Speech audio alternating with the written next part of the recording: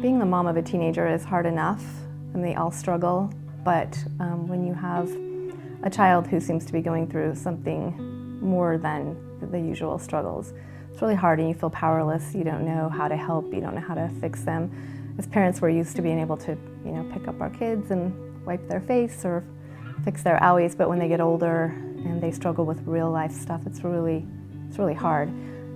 So my son, and he's my oldest, but he was really struggling. He was getting into some dangerous behavior.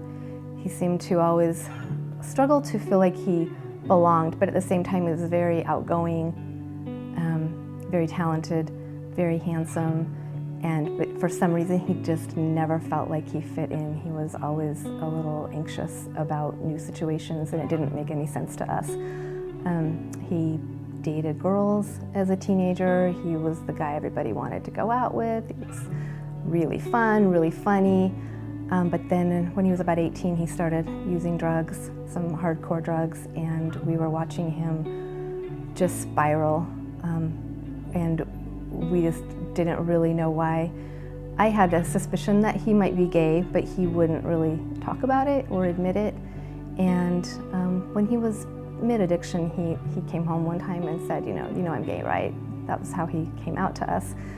Didn't matter to us at all. I have a gay brother.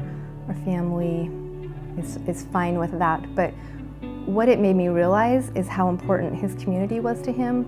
And he was at a high school with all Mormon kids and in a small Mormon community. And he just wanted to fit in. He couldn't come out to his peers. And so he hid himself in drugs and alcohol, which is what we realized later. And he struggled with addiction for 9 years.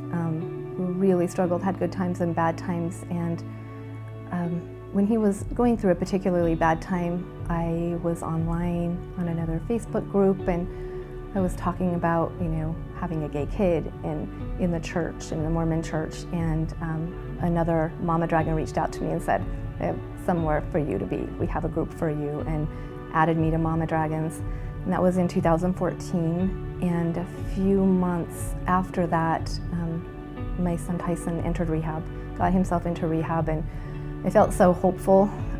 And I posted his picture in the group and asked everybody to pray for him. And right when he got out, within a week, he actually died by suicide.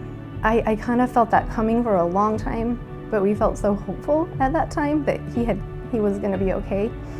And so posting that picture was a picture he had taken of himself right when he got out, and he just looked healthy and good. And then that became the picture of the young man that died by suicide. And I'm so grateful for Mama Dragons, because I had 5 Mama Dragons come to his funeral that I had never met. I was so new in the group, and they traveled and they came to his funeral, and they were there to support me.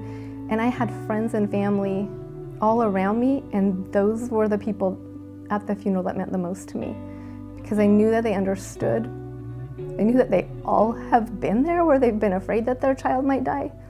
And just having them there was just so important, and just part of my process of being able to move forward, to jump into Mama Dragon leadership and try to prevent that from happening to anyone else. And I'm so grateful to my son for teaching me and making me the person that I am. Everybody should have a gay child or a transgender child or anywhere on the spectrum, because it just changes us and it makes us better parents and it makes us better human beings.